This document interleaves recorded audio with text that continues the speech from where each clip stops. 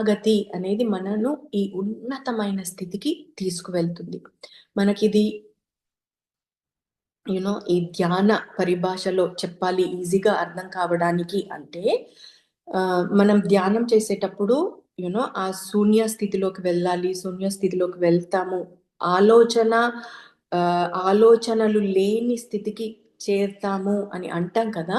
So, ఈ శరణాగతి కూడా అట్లాంటి స్థితికి చేరడమే.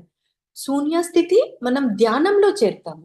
వేరాజ్ ఈ శరణాగతి అనేది మన చైతన్యంలోనే ఉంటూ, మనము ఈ చుట్టూ ఈ సమాజంలో ఉంటూనే అటువంటి స్థితికి చేరడమే ఈ శరణాగతి అన్నట్టు. సో, ఈ శరణాగతిని మనకు ఆ భగవంతుడే అందించాడు. మనము ఒక సంతోషకరమైన జీవితాన్ని గడపడానికి. దీన్ని మనకు ఆచార్యులలో శ్రీ రామానుజ ఆచార్యులు వారి యొక్క శరణాగతి గద్యంలో దీన్నంతా కూడా వివరించారు. ఎట్లా చేస్తారు దైవానికి శరణాగతి అనేది, మనం ఎట్లా ఉండాలి మన డే టు డే లైఫ్‌లో